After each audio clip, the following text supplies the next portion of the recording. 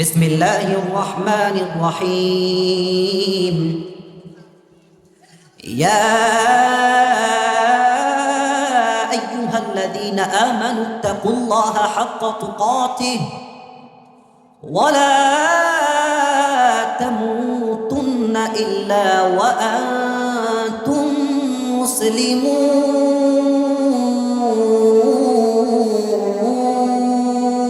আল্লাহু আকবার। Allah Ta'ala বলছেন, O you who believed, fear your Lord as you should be feared. وَلَا تَمُوتُنَّ إِلَّا وَأَنْتُمْ مُسْلِمُونَ, and do not die except as a Muslim. Number one, Allah Ta'ala বলছেন, হে ঈমানদারেরা, তোমরা আল্লাহ তাআলাকে ভয় করো ভয় করার মতো। আমানুত্তাকুল্লাহা হাক্কা তুকাতিহি, O you who believed, fear your Lord as you should be feared. Just ভয় করলে হবে না, ফাত্তাকুল্লাহা মাসতাতা'তুম, fear your Lord from your best level of capacity and capability. সর্বোচ্চটুকু আল্লাহকে ভয় করো।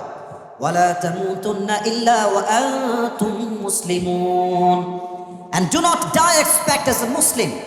তোমরা তো একদিন মারা যাবা, মৃত্যু তো অনিবার্য, মৃত্যু তো নির্ধারিত। লিকুল্লি নাফসিন কুল্লু নাফসিন যায়িকাতুল মাউত, everyone has to take the test of death. প্রত্যেকটা মানুষকে মৃত্যুর স্বাদ গ্রহণ করতে হবে। আল্লাহ বলছে, মরতে যেহেতু হবে, প্রকৃতপক্ষের মুসলমান না হয়ে মারা যেও না। বলেন তো, এই দুইটা মেসেজ দিয়েছে একজন, সেই রবকে। ডানে সব বীর পুরুষগুলো আওয়াজ বেশি জোরে, এদিকে আওয়াজ নাই। বলেন সবাই, সেই রবকে আল্লাহ। এবার আসেন আমরা ব্যাখ্যায় ঢুকে যাওয়ার ট্রাই করি। তাকওয়া এই শব্দের প্রথম আমি তাফসীর পেশ করতে চাই। আগে বলতে চাই, তাকওয়া অর্জন করলে লাভটা কি? তিনটা লাভ বলছি। আমার কথা কি বোঝা যায়? কাহালুর ভাইয়েরা, বগুড়ার ভাইয়েরা, আই এম ট্রাইং বেস্ট, যতটুকু পারা যায় পরিবেশকে সর্বোচ্চ নিজে আয়ত্তে রেখে কথা বলা ট্রাই করছি। আবারও বলছি, জাস্ট ভালোবাসার জন্য। আমার কথা কি বোঝা যায়? তাকওয়ার ব্যাখ্যা বুঝবেন। তাকওয়া অর্জন করলে লাভটা কি হবে? আগে ব্যবসার লাভ বলে দেই, ব্যবসা করতে আপনারা সবাই ইন্টারেস্টেড হবেন ইনশাআল্লাহ। আল্লাহ তাআলা বলছেন, وَمَن يَتَّقِ اللَّهَ يَجْعَل لَّهُ مَخْرَجًا, whoever fear of his Lord, Allah will make a way out for them. আল্লাহ তাআলা বলছেন, যেই বান্দা আমি আল্লাহকে ভয় করে, তার জীবনে যত কষ্ট আসুক, যত বড় বিপদ আসুক, টাকা নাই, পয়সা নাই, গাড়ি নাই, বিয়ের বয়স হয়েছে, বউ নাই, কত কষ্ট যুবকদের জীবনে, মেয়েদের জীবনেও কষ্টের শেষ নাই। আল্লাহ বলছেন যে আমি আল্লাহকে ভয় করবে, তাকওয়া অর্জন করবে, সে যত বড় বিপদগ্রস্ত হোক না কেন, তাকে আমি আল্লাহ নিজেই সঠিক রাস্তা খুলে দিব। সুবহানাল্লাহ পড়বেন না আপনারা? এক নাম্বার। দুই, এই আয়াত আল্লাহ বলছেন, ওয়ায়ারযুকুহু মিন হাইসু লা ইয়াহতাসিব, and Allah will provide the sustenance from the sources they could never imagine before. যেই বান্দা আল্লাহর উপরে তাওয়াক্কুল রেখে তাকওয়া রাখে, আল্লাহকে ভয় করে, আল্লাহ তাকে এমন জায়গার থেকে রিজিক দিবে, খাবার দিবে, চাকরি দিবে, ব্যবসায় বরকত দিবে, এমনভাবে তাকে রিজিক আল্লাহ সাস্টেনেন্সকে প্রোভাইড করবে, সে কখনো এই রিজিকটা যে আসবে কল্পনাই করতে পারে নাই। সুবহানাল্লাহ পড়বেন না সবাই? আবার আল্লাহ তাআলা বলছেন, কোরআন কারীমে সূরাতুর রহমানে আয়াতটা আছে, আল্লাহ তাআলা বলছেন, ওয়ালিমান খাফা মাকাম রাব্বিহি জান্নাতান, যেই বান্দার হৃদয়ে আল্লাহর ভয় থাকবে, কিয়ামতের কঠিন দিনে তার জন্য দুইটা জান্নাতের ফয়সালা করবেন। একজন আওয়াজ দিয়ে বলেন সবাই, তিনি কে? যে তাকওয়া রাখবে, সেই বান্দা দুইটি জান্নাতের মালিক হয়ে যাবে। এবার আসুন, তাকওয়া কাকে বলে? তাকওয়া কাকে বলে? এই তাকওয়ার আমি হাদিস থেকে দুইটা ডেফিনেশন বলবো, আরেকটা তাকওয়ার ডেফিনেশন বলবো আল্লামা সাইদি হুজুরের থেকে আমি ডেফিনেশনটা নিয়েছি। সবাই শুনবেন তো ইনশাআল্লাহ? এক নাম্বার, আমি বলছি আবারও, আমার কথা যে ঠিক বেঠিক খুব জোরে বলতে হবে, I think that is not important. আমার কথা আপনি বুঝে শুনলে আমি খুশি হয়ে যাব। এক নাম্বার, তাকওয়ার ব্যাখ্যা। উবাই ইবনে কাব রাদিয়াল্লাহু তাআলা আনহুকে একবার ওমরে ফারুক বললেন, হে উবাই ইবনে কাব, আমাকে বলো তো তাকওয়া কাকে বলে? উবাই ইবনে কাব বললেন, ইয়া আমিরুল মুসলিমিন, ইয়া আমিরুল মুমিনিন, আপনি কি কখনো কাঁটাযুক্ত রাস্তায় হেঁটেছেন? চতুর্পাশে কাঁটা কাঁটা কাঁটা। বলছে, হ্যাঁ হেঁটেছি। আপনি কেমনে হেঁটেছেন? ওমরে ফারুক বললেন, আমি আমার পায়ে বুটের জুতা পরেছি যাতে করে কাঁটা আমার পায়ে ঢুকে না যায়, আর আমি আমার হাতে লাঠি রেখেছি যেন কোনো জঙ্গলের সাপ বিচ্ছু আমাকে অ্যাটাক করতে না পারে। উবাই ইবনে কাব বলছেন, that is the definition of তাকওয়া, এটাই হচ্ছে তাকওয়া। ওমরে ফারুক বললেন, হাউ কাম ইট পসিবল, এটা তাকওয়া হয় কেমন, আমি তো বুঝলাম না, বুঝায় বলেন। উবাই ইবনে কাব বললেন, যেমন ভাবে জঙ্গলে চলতে গেলে রাস্তাও আছে, কাঁটাও আছে, পোকাও আছে, বিষাক্ত সাপও আছে, দুনিয়ায় চলতে গেলে হালালও আছে, হারামও আছে। যদি বান্দা হারামকে অ্যাভয়েড করে হালালকে অ্যাকসেপ্ট করতে পারে, সেই বান্দা হবে আল্লাহর সবচাইতে মুত্তাকি বান্দা। সুবহানাল্লাহ পড়বেন না আপনারা? আচ্ছা, এক্সাম্পল দিলে বুঝে আসবে। এখানে তো আলিয়া মাদ্রাসা আছে, স্কুল আছে, কলেজ আছে। দেখো, তোমাকে আল্লাহ দুইটা অপশন দিয়েছে, যে তুই ক্লাস 9-এ পড়িস, তুই ক্লাস 10-এ পড়িস, অপশন তো দুইটা। তুই স্কুলে যাবি, হয় তুই বসে বসে পড়বি, অথবা তুই বসে বসে মেয়ে দেখবি। বসে বসে পড়া এটা হচ্ছে হালাল, আর পড়া বাদ দিয়ে মেয়ে দেখা এটা হচ্ছে হারাম। এখন কোনো বান্দা যদি মেয়ে দেখা বাদ দিয়ে জাস্ট বইটাই পড়ে, সে আল্লাহর মুত্তাকি বান্দা হয়ে যাবে। সুবহানাল্লাহ পড়বেন না আপনারা? আচ্ছা, আরো ব্যাখ্যা দেয়, আরো বুঝাই। আমাদের দেশ এমন একটা দেশ, যেই দেশে মামা খালু ছাড়া চাকরি পাওয়া যায় না। আপনারা তো আসতে ঠিক বললেন কেন যুবক ভাইরা আমার? হ্যাঁ, শুধু মামা খালু হলেই হবে না। দেখবেন যে চাকরি নিতে গেছেন, তো বলবে যে আমাকে মিষ্টি খাওয়ার জন্য 5 লাখ দিলেই হবে। ওই দেশ আর নেই। এবার যে ঘুষ চাইবে তার মুখে জুতার বাড়ি বগুড়া ভাড়া। আপনি চাইলে ঘুষ দিয়ে চাকরি নিতে পারেন, হারাম। অথবা আপনি চাইলে ঘুষ দিয়ে চাকরি দেওয়া বাদ দিয়ে ভ্যানে করে মুড়িও বিক্রি করতে পারেন, হালাল। আপনি যদি বলেন যে আমি মুড়ি বিক্রি করে খাবো, ডাল বিক্রি করে খাবো, আমি যুবকটা ভ্যান চালায় খাবো, হারামের সুদের চাকরি ঘুষের চাকরি করব না, আপনি আল্লাহর সবচেয়ে মুত্তাকি বান্দা হয়ে যাবেন। সুবহানাল্লাহ বলেন। আর একটা কথা বলে আমি এই তাকওয়ার প্রথম চ্যাপ্টারটা শেষ করতে চাই। এটা আমার প্রিয়, আমার কলিজার টুকরা বোনদের জন্য। মেয়েদের মাঝে একটা মাইন্ডসেট এখন তৈরি হয়েছে, এরা টাকা ছাড়া বিয়ে করতে চায় না। তুমি দেখবা কিছু মেয়ে আছে, দাড়িওয়ালা ছেলে দেখলে, টুপিওয়ালা ছেলে দেখলে, 5 ওয়াক্ত দিনরাত ছেলে দেখলে, গাঞ্জাখোর দেখলে ওয়াও। তার মানে দিনদার পছন্দ হয় না, গাঞ্জাখোর পছন্দ হয়। যুবক ভাইরা, এদেরকে বলছি, প্রিয় বোন, আপনি যদি তাকওয়াকে অর্জন করতে চান, গাঞ্জাখোরকে বিয়ে করলে কখনো মুত্তাকি মেয়ে হওয়া যাবে না প্রিয় বোন আমার। কারণ গাঞ্জাখোর তো নিজেই গাঞ্জা খাইয়া কুল পায় না, ও আপনাকে মুত্তাকি বানাবে কেমন করে প্রিয় বোন আমার? আমার প্রিয় বোনদেরকে আমি 2 হাত জোর করে বলছি, প্রিয় বোন, বিয়ের সময় আসলে টাকাওয়ালা খুঁজা বাদ দিয়ে আমার চরিত্রবান যুবক খুঁজে আপনাকে বিয়ে করতে হবে। মেয়েরা যদি চরিত্রবান যুবকের সন্ধান করতে শুরু করে, আমি আসিফের বিশ্বাস, আমার বিশ্বাস, এই দেশে জেনার রেট 90% কমে যাবে। যুবক ভাইরা আমার, আল্লাহ প্রিয় বোনদেরকে বোঝার তৌফিক দান করুন। সকলেই পড়েন আমিন। এক, হারাম থেকে যে বাঁচবে, হালালকে যে অ্যাকসেপ্ট করবে, হি ইজ দ্য রিয়েল মুত্তাকি, he has the fear of his Lord, সেই হচ্ছে আসল আল্লাহকে ভয়কারী। 1 নাম্বার। 2 নাম্বার, তাকওয়া মানে কি? আমি যে এখানে বসে আছি, আমাকে কেউ দেখে না, কেউ শোনে না, আমাকে দেখে একজন, শোনে একজন। বলেন তো সবাই, তিনি কে? বামে আওয়াজ নেই, বলেন সবাই। এই যে আমরা বসে আছি এখানে, আমরা কি করছি বাপ জানেন না, মা জানেন না, বউ জানে না, সন্তান জানে না, বাট গভীর অন্ধকার রাতে বান্ধবী লাইট ঘুমায়, অবন্ধ করে ঘুমায়, তবুও দেখে একজন। আওয়াজ দিয়ে বলেন সবাই, তিনি কে?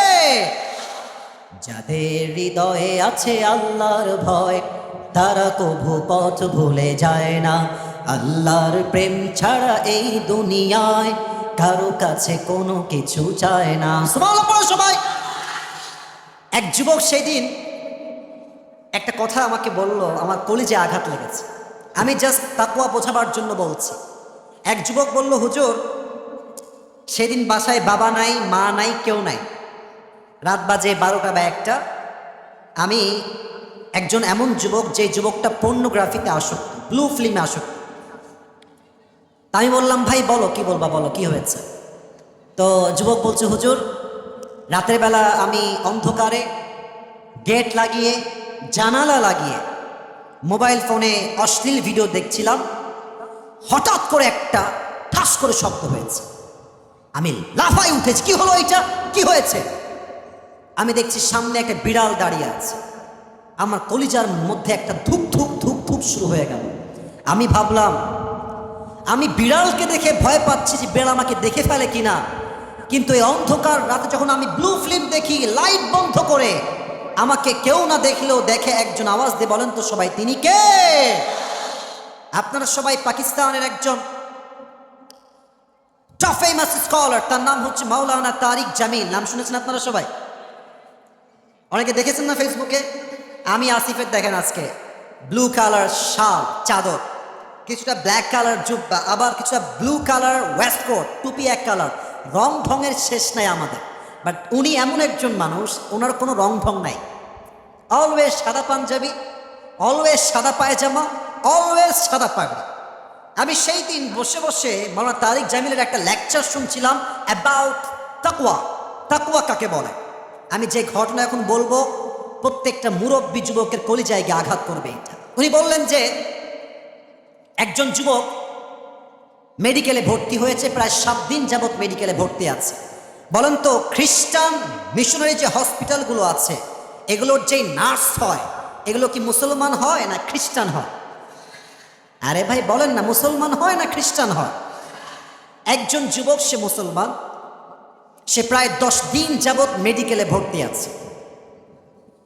তো প্রায় 10 দিন যাবৎ মেডিকেলে ভর্তি থাকার পরে একজন নার্স এসে বলছে, পাকিস্তানি নার্স এসে বলছে, मैं आपसे शादी करना चाहता हूं, আমি আপনাকে বিয়ে করতে চাই।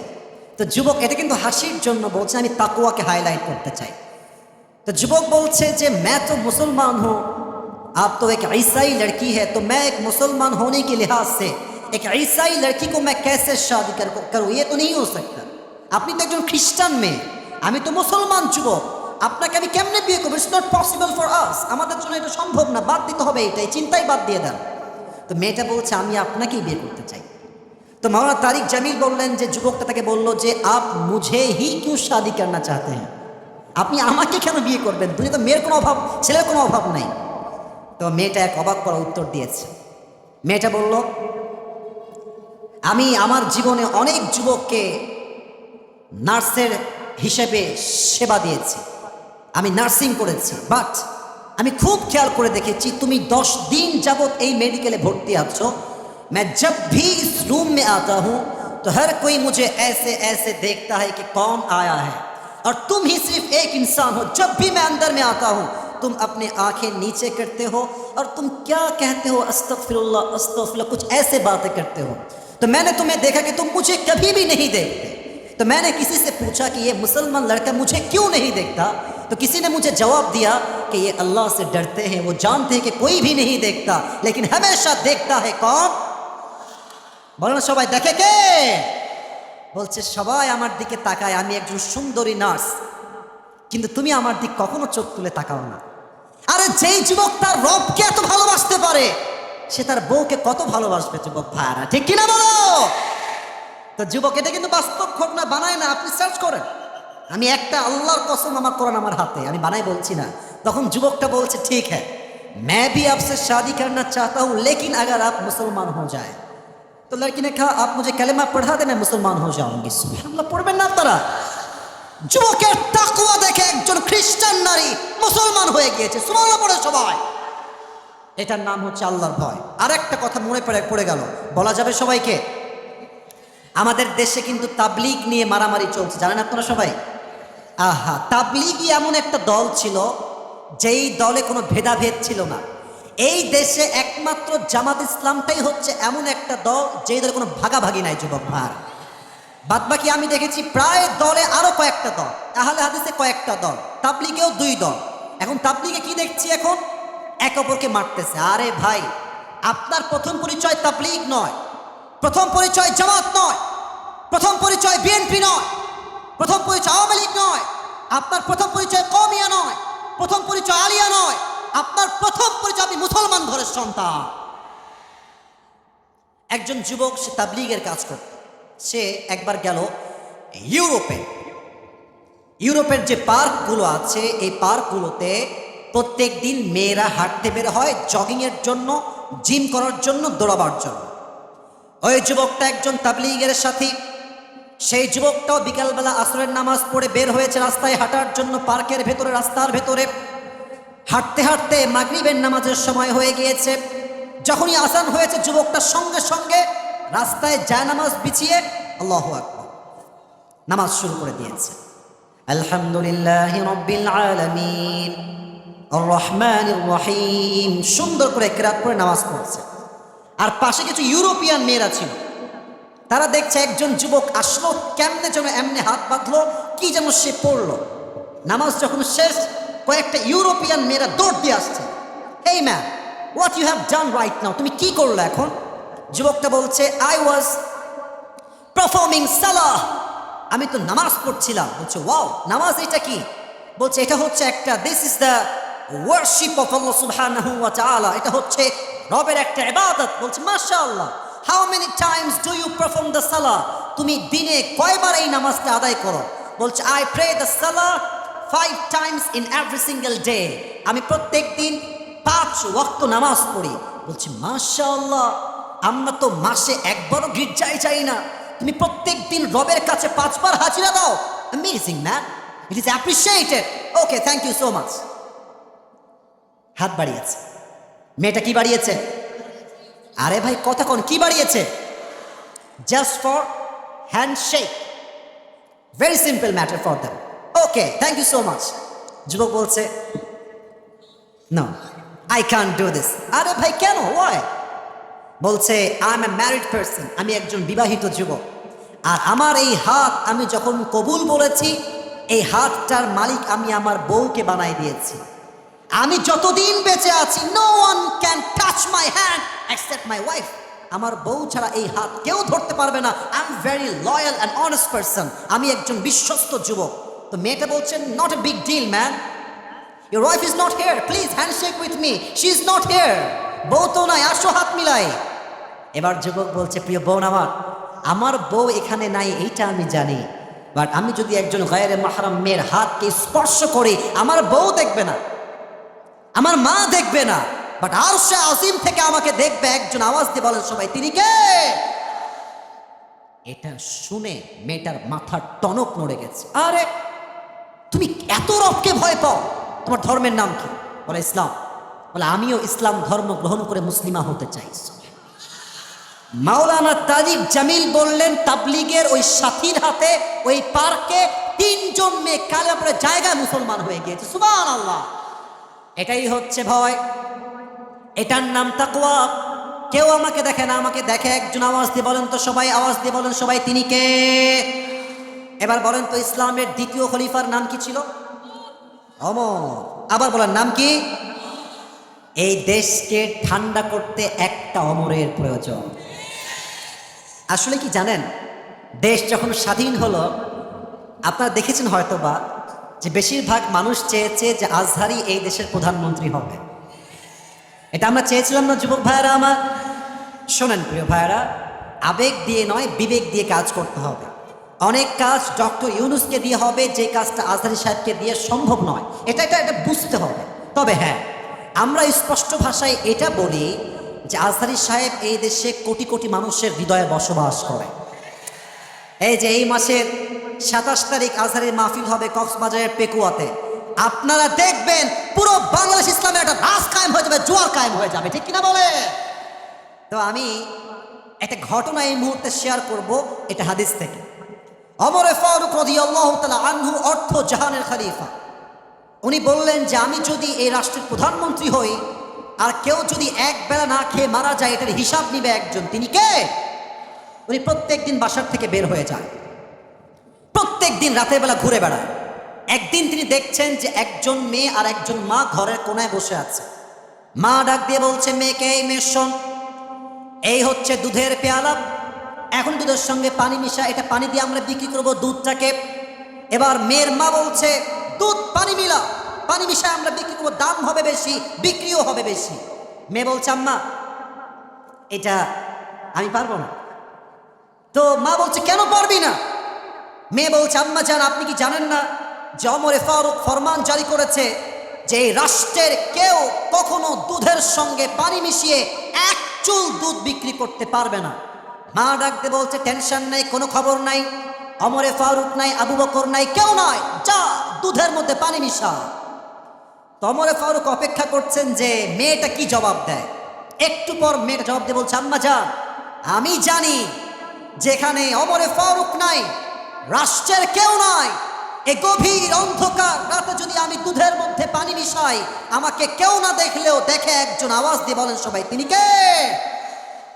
এই কথা শুনে ওমরে ফারুক ওয়াজ টোটালি শকড, অবাক হয়ে গেছে। একটা মেয়ের মাঝে এতটা আল্লাহর ভয়।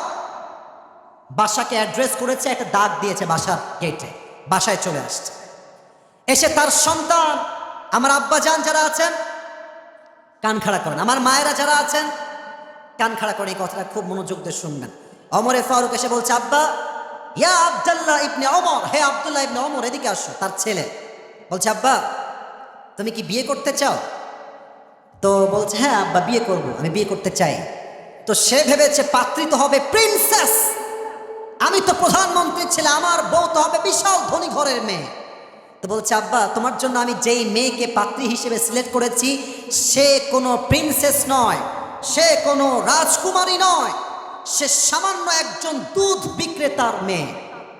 বলছে আব্বা যা আমার মতো ছেলেকে আপনি একজন সামান্য দুধ বিক্রেতার মেয়ের সাথে বিয়ে দিবেন কেন আব্বা যান? ওমরে ফারুক বলছে হে আমার সন্তান, আমি ওই মেয়ের মাঝে এমন কিছু গুণ দেখেছি যেই গুণটা দেখে কোনো যুবক যদি মেয়েকে বিয়ে করে তার সংসারটা সোনার সংসার হয়ে যাবে, ঠিক কিনা বলে? ছেলে বলছে আব্বা গুণটা কি বলেন? বলছে এই গুণটার নাম হচ্ছে তাকওয়া। আর তোমরা বিয়ের সময় খোঁজো আটা সুন্দরী কোথায় পাওয়া যায়। হ্যাঁ সোনামণি, বাস খাওয়ার আগেই সোজা হয়ে যাও। মনে রাখবা আজকালকার মেয়েদের বাহিরে যেমন মনে হয় अंदर में वैसा नहीं है मेरे दोस्त, दाल में कुछ काला तो जरूर है। এই কথা কি আমি মিথ্যা বললাম না সত্যি বললাম? তোমাদের বগুড়ার মমইন আছে না, আমি একদিন গেছিলাম ঘুরতে, মাশাআল্লাহ যত মেয়ে প্রেম করছে তার 80% বোরকাওয়ালিরাই প্রেম করছে যুবক ভাইরা আমার। এখন বোরকা পড়েছে এমন ভাবে, হাতেও মোজা পায়েও মোজা, यार ये तो अभी कभी जन्नत से भाग के दुनिया में आई है यार। এত বোরকাওয়ালি মেয়ে প্রেম করে কেমনে? আসলে ব্যাপারটা হচ্ছে উপরে ফিটফাট ভেতরে পুরোটাই সদরঘাট। অতএব বিয়ের সময় আটা সুন্দরী নয়, নায়িকা নয়, টিকটকার নয়, একমাত্র মুত্তাকি চরিত্রবান মেয়ে আমার বউ হওয়ার যোগ্যতা রাখে। আল্লাহ যুবকদেরকে বোঝার তৌফিক দান করুন, সকলেই দিল খুলে পড়ুন আমিন। আর মাত্র 10টা মিনিট সময় আছে। আমি যা দেখতে পাচ্ছি সকলের পরিবেশ চুপচাপ বসে সবাই শুনছে, এটাই প্রমাণ এই বগুড়ার মাটি পুরোটা ইসলামের ঘাঁটি যুবক ভাইরা আমার, ঠিক কিনা বলো? সবাই দুই হাত তোলেন, সবাই দুই হাত তোলেন। আমাকে একটা ওয়াদা করতে হবে। একটা প্রবাদ বাক্য আছে না যে শেষ ভালো যার, যে স্যাররা বলে আপনারা কর না, শেষ ভালো যার সব ভালো তার। আমাকে ওয়াদা করে নাকি আগে একটা সবাই কাশি দেন। আমি যা বলতে বলি আপনারা সবাই বলবেন। বলেন সবাই হুজুর। এই শুনি নাই, বলেন সবাই হুজুর। আমরা আপনাকে ওয়াদা দিলাম আর 10 মিনিট আপনাকে সময় দিয়ে দোয়া করে তারপরে বাসায় যাব। তার আগে আমরা কেউ বাসায় যাব না। হাত দেখি নাই, হাত দেখি নাই। বাসায় যাব না বলেন সবাই দিল থেকে ইনশাআল্লাহ। এবার যদি কেউ দোয়া ছাড়া উঠে যায়, আল্লাহর হাবিব বলেছেন লা ঈমান আলা লিমান লা আমান আলা, যার কথা ঠিক নাই তার ঈমানের ঠিক নাই, ঠিক কিনা বলে? এবার বলেন সবাই ইসলামের প্রথম খলিফার নাম কি ছিল? আবু বকর। প্রথম খলিফার নাম হচ্ছে আবু বকর রাদিয়াল্লাহু তাআলা আনহু। আমাদের দেশের আগের যিনি প্রধানমন্ত্রী ছিলেন মাননীয় কনফার্ম জান্নাতি আমাদের প্রধানমন্ত্রী শেখ হাসিনা আপা, উনি, আমি বলি আমাদের ঢাকায় একটা মেট্রো রেল আছে, আপনারা জানেন সবাই ঢাকার মেট্রো রেল। এইটা যখন ভেঙ্গে গেল, আসলে এই মহিলা ভাই সেই লেভেলের অভিনেতা ছিল, আপনি যাই বলেন। এই মহিলা অভিনেত্রী হলে পুরো বিশ্ব কাঁপায় ফেলতো যুবক ভাইরা আমার, ঠিক কিনা বলো? উনি বলছেন যে এই মেট্রো রেল আমার ঠিক করতে 300 কোটি টাকা লেগে যাবে। আমার কলিজায় লাগলো 300 কোটি টাকা। ওনার পতন হয়ে গেল, আমরা দেখলাম ছাত্র জনতার মাধ্যমে 300 কোটি নয়, মাত্র 20 কোটির নিচেই এটা ঠিক হয়ে গেছে। পড়েন সবাই সুবহানাল্লাহ। তাহলে বোঝেন, এই বাটপারি করে করে করে এই দেশের মাটির থেকে হাজার হাজার কোটি টাকা তারা বিদেশের মধ্যে পাচার করেছে বগুড়ার ভাড়া আমার। আর একটা ছিল কাউয়া কাদের। এই বাটপার কোথায় এখন? লম্বা লম্বা চাটাম দিত এই বাটপার একটা। মিয়া এখন বাংলাদেশের মানুষ আর সহ্য করবে না। কোন নেতা ইসলাম বিরোধী স্লোগান দিলে ওখানে জুতার প্রদর্শন করে দেবে যুবক ভাইরা আমার। যেই নেতা মাহফিল করতে দিবে, ইসলামের পক্ষে কথা বলবে, স্যালিউট স্যালিউট আপনাকে। আপনি আমার কোরআনের বিপক্ষে কথা বলবেন, রসুলের শানে আঘাত করবেন, আপনাকে আমি হত্যা করেই ছাড়বো যুবক ভাইরা আমার। বলবেন হত্যা হুজুর? হ্যাঁ, এটাই নিয়ম।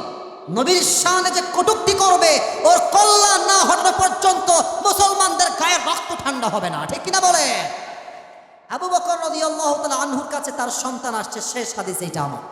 এসে বলছে, আব্বাজান আমাদের একটা ছোট্ট আবদার আছে, একটা ছোট্ট আবদার।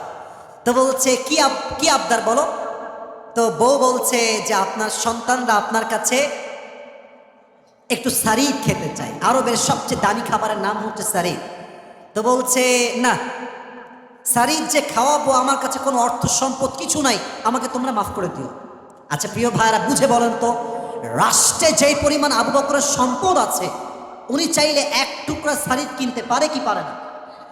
বলো সবাই, পারে কি পারে না? বলছে আমি মাফ চাই, আমি পারবো না, আমাকে তোমরা মাফ করে দিও। তো বলছে ঠিক আছে আব্বাজান, কোনো আপত্তি নাই। সন্তানরা চলে গেছে, আবু বকরও বের হয়ে গেছে। আফটার 3 মাস, প্রায় 3 মাস পরের কথা, আবু বকর বাসায় আসছে। তার বউ একটা প্লেট নিয়ে এসে বলছে, এই নেন এক টুকরা সারিদ আপনি খান। আবু বকর বলছে, আরে কই থেকে আসলো এই সারিদ? আমি তো কাউকে সারিদ কিনে টাকা দেই নাই, কই থেকে আসছে এই সারিদটা? তো বউ বলছে, আবু বকর টেনশন করবেন না, প্রত্যেক মাসে আপনি যে আমাকে হাত খরচের টাকা দেন, ওইটা বাঁচিয়ে বাঁচিয়ে বাঁচিয়ে আপনার জন্য আমি সারিদ কিনেছি, সন্তানের জন্য সারিদ কিনেছি, খান। এটা হালাল না, এটা হারাম না, এটা হালাল, নেন খান। আবু বকর ছোট্ট প্লেটটা নিয়ে এক টুকরা সারিদ খেয়েছে, খেয়েই বের হয়ে গেছে। রাষ্ট্রের এমপি মন্ত্রী সবাইকে ডেকে সঙ্গে সঙ্গে রাইট নাও একটা সংসদ ডাকলেন সবাইকে নিয়ে। সবাই তো অবাক, কিরে এত জরুরি তলব কেন, কি হয়েছে আবু বকরের, কি সমস্যা? আবু বকর ডাক দিয়ে বলছে, আমাকে তোমরা বেতন দাও কত? একজন বলছে বেতন হয় আপনার 30,000। কথার কথা বলেন সবাই, কত হাজার? না আমি শুনতে পাইনি, বলেন সবাই কয় হাজার? তো বলছে এটা আমার বেতন হবে না, তোমরা এটাকে কমায় 20,000 করে দাও। বলছে 20,000 কেন? আরো বাড়বে আপনার স্কেল অনুযায়ী, আপনার কমবে কেন? আবু বকর ডাক দিয়ে বলছে, তোমরা যেই বেতন আমাকে দাও, এর থেকে টাকা বাঁচিয়ে বাঁচিয়ে বাঁচিয়ে আমার বউ আমার জন্য সারিদ ক্রয় করেছে, এটাই প্রমাণ আমি আবু বকর এর চাইতে কম টাকায় আমার সংসার চলে যাবে। সুবহানাল্লাহ পড়বেন না আপনারা? তো একজন সাহাবী বলছে, আবু বকর এটা আমি মানতে পারলাম না, এই সামান্য টাকার জন্য আপনি কমাই দিবেন? আপনি একজন প্রধানমন্ত্রী মানুষ, আপনার বেতন তো আরো বাড়বে দিন দিন, আপনি বাড়ান বেতন, কমাবেন কেন আপনি? আবু বকর বলছে, তোমরা যে আমাকে বেশি বেতন দিবা, আর কিয়ামতের দিন যে আল্লাহ আমাকে হিসাব নিবে, আমি আবু বকর সব সহ্য করতে পারবো, বাট জাহান্নামের আগুন আমি আবু বকর এক চুল পরিমাণ কখনো বরদাস্ত করতে পারবো না। সুবহানাল্লাহ। সামান্য কয়েক টাকার জন্য তিনি তার বেতনকে কমায় দিয়েছেন। কাকে বলে তাকওয়া? এই তাকওয়া আমার দেশের প্রধানমন্ত্রীর যদি হয়, এমপির যদি হয়, মন্ত্রীর যদি হয়, মেয়রের যদি হয়, চেয়ারম্যানের যদি হয়, মেম্বারের যদি হয়, এই পুরো দেশটাই সোনার বাংলাদেশ হয়ে যায় বগুড়ার ভাইরা আমার। আল্লাহ সবাইকে এই তাকওয়া অর্জন করার তৌফিক দান করুক। সকলেই দিল খুলে জবান খুলে পড়া আমিন। শেষ একটা কথা বলেই শেষ করতে চাই, সবাইকে উত্তর দিতে হবে। বলেন আমরা সবাই হিন্দু না মুসলমান? ভাই এটা এটা এটা ইমানের কথা। বলেন সবাই, আমরা সবাই হিন্দু না মুসলমান? আমরা কি সবাই খ্রিস্টান না মুসলমান? তাহলে আল্লাহ আমাদেরকে মুসলমান হতে বললেন কেন? এর কারণ আজকালকার মুসলমানরা জুব্বাও পরে, টুপিও পরে, দাড়িও রাখে, সুদও খায়, ঘুষও খায়। আপনাদের বগুড়া একজন হুজুর আছে, আপনারা সবাই চিনবেন, নাম হচ্ছে বজলুর রশিদ হুজুর। নাম তো শুনছেন? তো মানে কাহালুর সন্তান, যুবক ভাইয়ের কথা ঠিক আছে না আমার? উনি বললেন যে উনি কোনো একটা জায়গায় মাহফিল করতে গেছে, বগুড়া নয়, হয়তো টাঙ্গাইল বা সিরাজগঞ্জ হবে। এটা আমি পরিপূর্ণ মুসলমান হওয়ার এক্সাম্পল দিচ্ছি, এটা বলে শেষ করব। তো বজলুর রশিদ হুজুর ওই এলাকায় মাহফিল করেছেন, ওয়াজ চলছে, রাত বাজে প্রায় 12টা। এই তো ওয়াজ শেষের দিকে চলে আসছে। এরই মাঝে একজন নেতা একদম মাঝখান দিয়ে আসছে, আর ছেলে পেলে স্লোগান দিচ্ছে, আমার নেতার আগমন, শুভেচ্ছার স্বাগত। স্টেজে আসছে, আমি কিন্তু কোন নেতাকে অসম্মান করছি, জাস্ট ঘটনা বলছি বোঝাবার সাথে। এসেই বলছে যে আমাকে ঢাকায় যেতে হবে, আমার একটা আর্জেন্ট কাজ আছে, আমাকে এই মুহূর্তে মাইক দেওয়া লাগবে। তো হুজুর বলছে বগুড়ার থেকে ওয়াজ করতে আসছি অন্য জেলায়, মাইক খাওয়ার আগে মাইক দেওয়াই ভালো হবে। তো হুজুর মাইকটা দিয়ে দিয়েছে স্যারকে। তো নেতা সাহেব, আমি আবারও বলছি, সব নেতা একরকম নয়। এই নেতা আজও বাংলাদেশে এমন আছে যেটা আদর্শবান নেতা, যুবক ভাইরা, ঠিক কিনা বলে? তো ওই নেতা এসে মাইক নিয়ে, আমি কেমনে বুঝাই, মাইকটা এমনি হাতে ধরে, সালাম কালাম কিছু নাই, নামাজ নামাজ নামাজ নামাজ ছাড়া মুসলমানদের জীবনে কোনো গতি নাই, এমন ভাবে নামাজ নামাজ নামাজ। হুজুর বলছে, ইয়ার ये तो अभी कभी जन्नत से भाग के दुनिया में आई है। এত ভালো নেতা, মাশাআল্লাহ, অনেক ভালো লেগেছে আমার।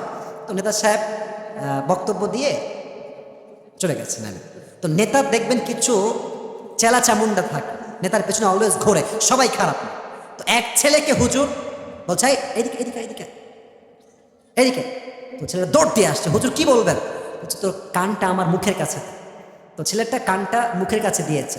হুজুর বলছে, মাশাআল্লাহ, তোদের লিডার তো অনেক ভালো রে, এত নামাজের ওয়াজ করলো, কমপক্ষে তো 70-80 টাকা তাহাজ্জুদ তো পড়ে, তাই না রে? তো ছেলেটা ভাষায় রাগ করবে না, হুজুর যা বলেছেন তাই বলছে। ছেলেটা বলছে, হুজুর কিসের নামাজ আর তাহাজ্জুদ, এর সঙ্গে 5 দিন একসঙ্গেই আছি, এই শালা এক তো নামাজও পড়ে না। তার মানে আপনি কি বুঝলেন?